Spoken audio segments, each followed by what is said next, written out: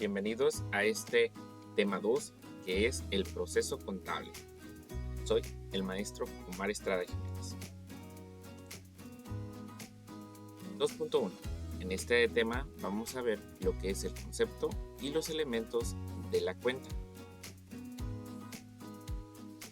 La cuenta es un registro donde se anotan en forma clara, ordenada y comprensible los aumentos y las disminuciones que sufre un valor o concepto, ya sea del activo, del pasivo o del capital contable, como consecuencia de las transacciones celebradas por la entidad, transformaciones internas y eventos de todo tipo que la afectan. Partes de la cuenta. En un sentido formal, la cuenta es una T, conocida como esquema mayor, ya que corresponde a una representación esquemática de un libro contable que agrupa las cuentas que integran la contabilidad de una empresa, llamado libro mayor, como se aprecia en esta imagen. Claramente, el esquema o cuenta T se compone por dos partes, una a la izquierda y la otra a la derecha. Como podemos observar aquí en la imagen, tenemos arriba un esquema tipo T en donde dice cuenta. En ese apartado donde dice cuenta van a ir una de las cuentas de la clasificación, ya sea del activo, del pasivo o del capital, de las que vamos a ver más adelante. Recordando que en la izquierda está el debe, en la derecha se encuentra el haber. Dentro de la izquierda y del debe se suman todos los cargos. Dentro de la derecha, que es en el haber, se suman todos los abonos. Para tener movimientos o parte de los movimientos, como se menciona y se ve aquí en la imagen, un movimiento deudor es la suma de los cargos. Un movimiento acreedor es la suma de los abonos. Para tener los saldos, ya sea un saldo deudor o un saldo acreedor, se realiza lo siguiente. El saldo es la diferencia entre el movimiento deudor o el movimiento acreedor. En este ejemplo tenemos un saldo deudor. ¿Por qué es un saldo deudor? Porque el movimiento deudor es mayor que el movimiento acreedor. Y es así como se clasifica en un saldo deudor. Lo contrario para un saldo acreedor es que la suma del movimiento acreedor sea mayor que el movimiento deudor. Y es así como se conoce como un saldo acreedor. Definición de activo, pasivo y capital. Cuentas del activo, cuentas del pasivo, capital, ingresos y gastos. Como hemos visto, las cuentas del activo son todos los bienes y derechos que tiene una empresa. Las cuentas del pasivo son todas las deudas y obligaciones que tiene la empresa. El capital es la diferencia entre el activo menos el pasivo. Ingresos y gastos. Vamos a ir viendo cómo se relacionan diferentes cuentas, tanto del activo, del pasivo como del capital, y en esas cuentas vamos a clasificar nosotros, vamos a anotar y registrar todas esas operaciones y transacciones para poder nosotros completar este ejercicio. Aquí en la imagen que se aprecia, vemos la clasificación tradicional tanto del activo como del pasivo. Cabe mencionar que toda esta información ustedes la tienen en su Classroom. Ahí es donde ustedes van y tienen todo este material para estudio. Uno de las clasificaciones, como bien lo comentamos en aula, tenemos el activo. Y el activo se compone por el activo circulante, por el activo fijo o no circulante, también llamado, o activo diferido o cargos diferidos. El pasivo tiene la misma clasificación: pasivo circulante o pasivo a corto plazo, pasivo fijo o pasivo a largo plazo, pasivo diferido, créditos y diferidos. Cada uno de ellos tiene diferentes cuentas. Ustedes en la imagen observan que en el activo circulante está caja, bancos, inversiones temporales, mercancías, inventarios o almacén, que es lo mismo, clientes, documentos por cobrar, deudores diversos y anticipo proveedores. Dentro de su activo no circulante o fijo, lo tenemos como terrenos, edificios, mobiliario, equipo de cómputo, equipo de entrega, depósitos en garantía, inversiones permanentes. Y así cada uno de los de la clasificación tanto del activo como del pasivo tiene esas cuentas. Ya en clase vamos a ir seleccionando las más recurrentes para los ejercicios que vamos nosotros a realizar. Reglas de los cargos y de los abonos. Esta representación o esta regla es muy importante que ustedes conozcan y entiendan bien.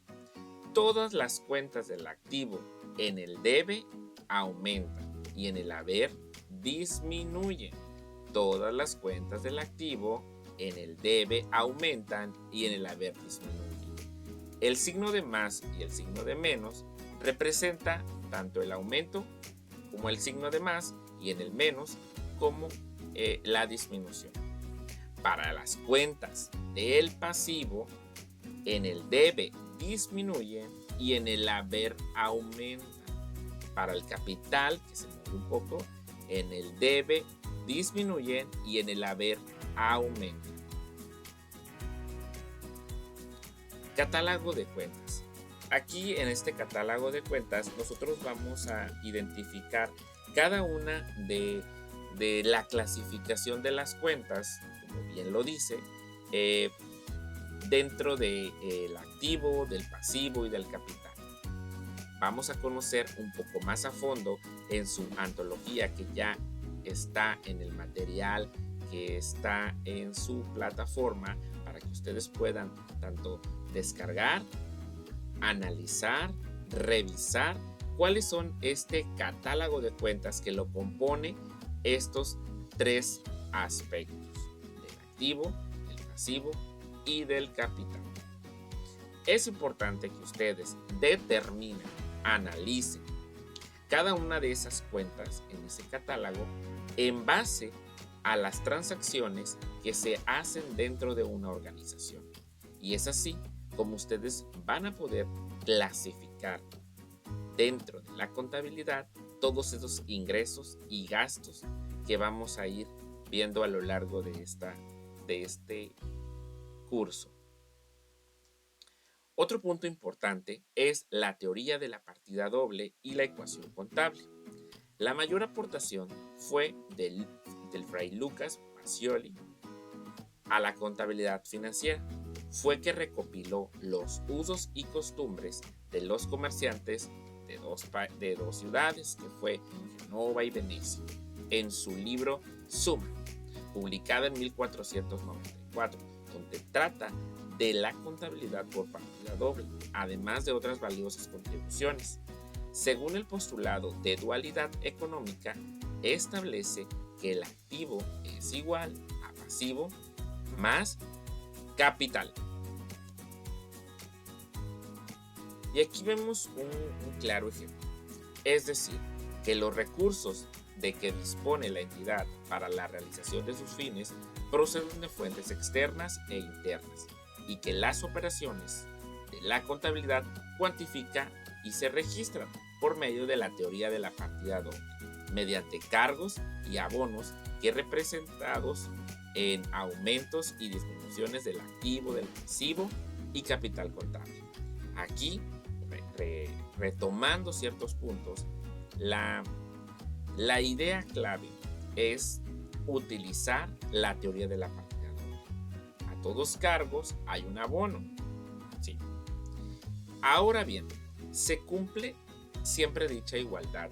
La respuesta es afirmativa, pues siempre se cumple la ecuación matemática: activo es igual a pasivo más capital, sin importar qué tipo de operación se registre.